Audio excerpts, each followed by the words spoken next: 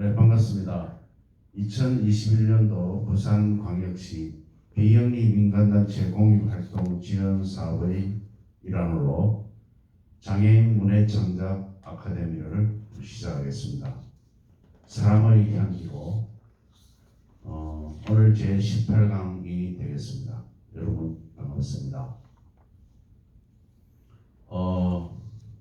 이 공간에도 저번 주말에도 에어컨을 틀고 수업을 했는데, 강의를 했는데, 이제 에어컨 없이도 이제 강의를 할 수 있게 되었습니다. 가을이 상큼 다가왔습니다. 여러분들도 또 이 어려운 시기에 또 더욱 건강하게 생활하시기 바랍니다. 오늘의 주제는 시들을 골라왔습니다. 시들 앞에 세 편의 시들 꽃에 관한 시들입니다. 가을이 다가오는데 꽃에 관한 시들을 한번 제가 골라 하다 보니까 그렇게 꽃들로 모든 작품을 이렇게 고르게 되었습니다. 뭐 목련이라든지 진달래꽃이라든지 뭐 진래꽃이라든지 뭐 이런 꽃들이 주로 등장합니다. 그래서 이런 꽃들, 우리가 꽃은 굉장히 아름다운 가장 우리가 흔히 볼 수 있는, 주위에서 볼 수 있는 아름다운 대상으로 우리가 사랑하고 아주 뭐 축하를 한다든지 어떤 좋은 자리에 항상 꽃이 있게 마련이죠. 그래서 이 꽃을 또 시인들은 어떻게 표현하고 있는가? 사실 꽃이라는 이 소재는 시에서 굉장히 많습니다. 많고 나무라든지. 그런데도 불구하고 항상 이 꽃에 대한 시들이 끊임없이 계속 나옵니다. 계절에 따라서. 그렇죠. 특히 봄이 되면 굉장히 많은 꽃들이 피고 또 역시 가을이 되면 나무도 사라지고. 꽃들은 그렇죠. 순식간에 피었다가 그죠. 가을이 되면 전부 이렇게 다는 아니지만 거의 대다수의 꽃들이 가을이 되면 이렇게 져갑니다. 자, 그런 꽃들의 시들하고 오늘의 영화는 중국 영화입니다. 중국 영화인데 황금시대라는 영화입니다. 그리고 2014년에 공개된 중국 영화입니다. 그래서 저는 이 영화를 부산 국제영화제에서 봤습니다. 폐막작으로 2010 그러니까 한 14년, 15년쯤 국제영화제 되겠죠. 그래서 굉장히 장편 영화입니다. 2시간 넘어서 하는 장편 영화고, 주연 배우로는 우리가 잘 알고 있는 탕웨이 배우가 주인공으로 등장합니다. 이 영화는 실화입니다. 탕웨이가 중국의 샤오홍이란 작가로 이렇게 등장하게 됩니다. 그러니까 이 작가의 일대기를 다룬 영화를 할 수 있겠습니다. 그런데 이 작가가 불과 자기 살아있을 한 10여 년 혹은 20년 정도의 작품 기간밖에 못 가졌습니다. 왜냐하면 일찍 이분도 병마로 인해서 31세 나이로 고인이 됩니다. 이때 중국의 역사적인 배경으로는 산해혁명이 일어난 1911년 거기서 태어났습니다. 그리고 1932년부터 본격적인 작가 생활을 하게 됩니다. 1932년. 그리고 그 당시에 중국에서 가장 영향력이 컸던 작가라면 루신을 들고 있습니다. 아큐 전전으로 유명한 작가입니다. 중국 하면은 루신 작가가 가장 어떤 윗자리에, 어른의 최고 윗자리에 올라가 있습니다. 그래서 이분의 작품들은, 샤오홍의 작품들은 농민의 고통, 뭐 옛날에는 중국도 역시 잘 살지는 못했습니다. 농민의 고통, 특유의 섬세한 필체로 담아놓고 굉장히 많은 작품을 남겼습니다. 물론 소설도 남겼지만 우리가 말하는 에세이라든지 수필 이런 종류의 글들을 아주 시적인 어떤 감성을 담아서 아주 섬세한 필체로 그렇게 담아내고 있습니다. 그래서 젊은 나이에 샤오진이라는 자기 연인을 만나게 됩니다. 결국은 나중에 뭐 이렇게 헤어지고 여러 가지 우여곡절을 겪고 뭐 이렇게 헤어지는 그런 결말을 맞게 되는데, 그 가장 어려운 시대, 가장 어려운 시기에 샤오이 그 샤오진을 만나서 서로가 어려운 가운데서 굉장히 서로가 위해주고 배려해주고 사랑해주고 이렇게 해서 지냈던 그 시기가 이 영화에 담겨 있습니다. 그래서 가장 생각나는 제가 영화를 봤던 중에 생각나는 장면은 둘이 굉장히 가난하죠. 눈 오는 어떤 거리죠. 눈 오는 날에 자기들이 뭐 돈이 좀 생겼어요. 그래 자기들이 먹고 싶은 거 먹고 나와서 눈발이 내린 눈보라를 맞으면서 가는데 샤오홍의 신발이 너무 낡아서 줄이 없어요. 줄이 없어가 하니까는 줄이 짧아서 이렇게 말아놓고 이렇게 꿰지를 못해요. 그러니까 샤오진이 탁 엎드리면서 자기의 신발 줄을 끊어요. 끊어서 샤오홍의 그 신발에 이어갖고 이렇게 걸어가는 모습, 그게 생각납니다. 저는 시읽기부터 바로 시작하겠습니다. 첫 번째 시는 목련 야구단입니다. 박지웅 시인의 봄은 언제나 홈런이다. 담장 밖으로 넘어가니까. 목련의 외야에 떨어진 하얀 공을 주워들고 팬들은 덩달아 두 팔을 지켜들고 집으로 달려간다. 홈런이다. 그러니 저것은 꽃이 아니다. 나무에 피어난 꽃은 정말 꽃이 아니다. 나무 배트 바깥으로 넘어간 하얀 공이다. 가끔 부름이 따랐고 실책에 이어 실점하기도 했지만 보아라. 봄은 전력이 막강한 팀이다. 봄은 진영이 강한 팀이다. 9회 말 투아웃에 봄은 온다. 나는 한 번도 봄이 포기하는 것을 본 적이 없다. 홈런 타자 목련이 들었으면 경기는 반드시 뒤집힌다. 봄은 언제나 홈런이다. 자, 이렇게 시가 되어 있습니다. 그렇게 쉽게 말해서 우리가 봄이 되면 뭐 목련뿐만 아니라 여러 가지 꽃나무가 핍니다. 그러면 그 꽃나무가 뭐 제자리에서 이렇게 한 공간에서 그냥 곱게 뻗어가서 있을 때도 있지만 그 옆에 담을 항상 넘는 그런 경우가 많습니다. 담이라는 게 보통 보면 나무보다 이렇게 낮기 때문에, 그래서 옛날에 그런 일이 많지 않습니까? 담 넘어온 그 과일들을 자기들이 이렇게 따서 먹기도 하고 그런 인정스러운 장면이 생각이 떠오릅니다. 그래서 목련이라는 게 하나의 공으로 본 거죠. 공으로. 목련 나무 자체를 팩트로 본 겁니다. 그 시에서 굉장히 어떤 이런 비유가 들어가는 게 굉장히 시적 효과를 굉장히 낼 수 있는 그런 장면입니다. 그래서 이 시는 뭐 정말 해서 이제 봄은 홈런이다 이렇게 말을 이렇게 딱 선언을 하듯이 강력하게 이야기를 합니다. 그리고 9회 말 투아웃에 봄은 온다 이렇게 이야기를 하고 있습니다. 9회 말 투아웃이라는 것은 겨울을 상징하죠. 겨울에서 이제 봄으로 넘어와서 이제 봄이 피니까 봄 모든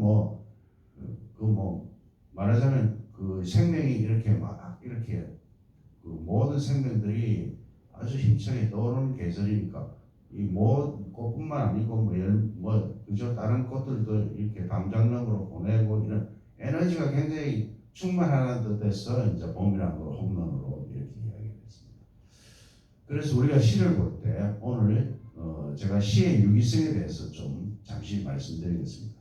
시의 유기성이라는 것은 시 안에 처음부터 끝까지 앞과 뒤와 앞, 중간 이 모든 부분들이 초장, 중장, 말장 이렇게 나누기도 합니다만 모든 이런 구절과 앞뒤의 말들이 연결이 되어 있다는 거죠. 연결이란 말은 서로가 관련이 되어 있다는 거죠. 전혀 앞에 문장하고 앞에 저 앞에 문장하고 뒤에 문장하고 중간 문장하고 전부 이렇게 끈끈하게 연결이 되어 있습니다. 의미상으로. 그 시의 구성이 이게 하나의 시적 장치이기도 한데 시가 이렇게 되면 시가 굉장히 우리가 짜임새 있다고 이야기를 하게 됩니다. 모든 시가 이렇게 구성이 되면 굉장히 어떤 시적으로 굉장한 효과를 볼 수가 있습니다. 그래서 목련 야구단 했을 때 뭐 여기서 계속 목련이 나오면서 목련의 어떤 그 색깔도 보면은 하얀색이잖아요. 그래서 우리가 하나의 공을 상징한다고 이야기를 할 수 있습니다. 그런데 이 시는 그렇게 어렵지 않게 우리가 읽을 수 있습니다.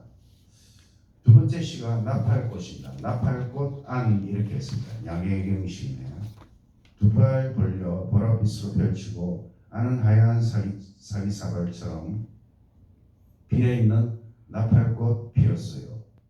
원래는 비어있는 것 같지 않은 그 환하고 고요한 방 안 들여다보면 함께있어 행복하던 사람 생각나요. 아주 짧고 단순하지만 그 나팔꽃에 대한 우리가 특징이라든지 이런 그 굉장히 잘 살려내서 나팔꽃 안을 하나의 방으로 보고 있습니다.